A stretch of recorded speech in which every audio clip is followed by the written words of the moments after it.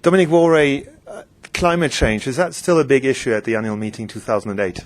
It's a really big issue. Last year we had a big push on raising awareness about climate change. I think we had 17 sessions, mostly in the public programme on the issue. This year the debate has moved from why to how. It's very much about how to tackle the problem, not why should we tackle the problem.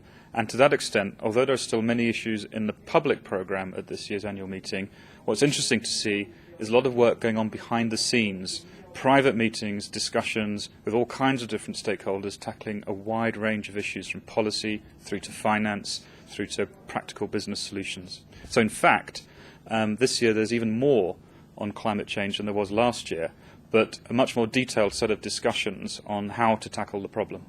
This year we're highlighting the issue of water. Can you explain? Yes.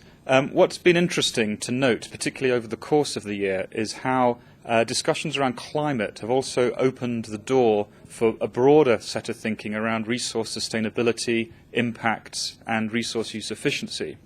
Now, particularly in terms of climate and adaptation, a key area where impacts will hit first and hardest is very much in the water space. Think of droughts, think of flash floods, think of changing rainfall patterns. But this issue is not related to climate alone, and in fact if you look at the issues around food and a rising urban population, the higher protein diets that people in cities require means a different kind of food, which means an awful lot more water. For example, it takes on average about 5,000 litres of water to grow a kilogram of beef. And this can rise to up to 16,000 litres of water in less efficient kind of farming operations. That's just one example, and we all know how fast population, and particularly urban population, is rising and how these consumers demand a different kind of product.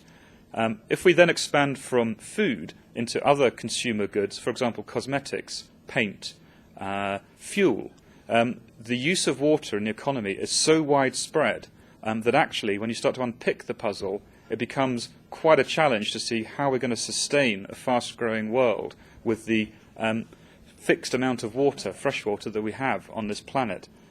Broadly, a richer world will be a thirstier world. So what are you hoping to get out of the annual meeting?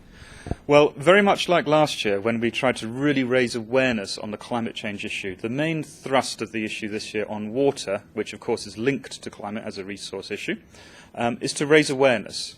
It doesn't matter if people don't know those kinds of statistics, and the point is to get people to realise that water is so much more than just providing access to people who don't have it in water-scarce countries and particularly poor countries. That's an enormously important part of the puzzle, but water underpins our economic growth wherever we are, whether we're in Australia or Canada or Africa or India or China. So raising awareness. And to help raise awareness, we've had an excellent response from our industry partners. In fact, 6 of our CEOs have come together with leaders from the scientific, academic and non-governmental community to produce a short paper outlining all of these issues which I just mentioned about why water is so important and what we really need to do about it.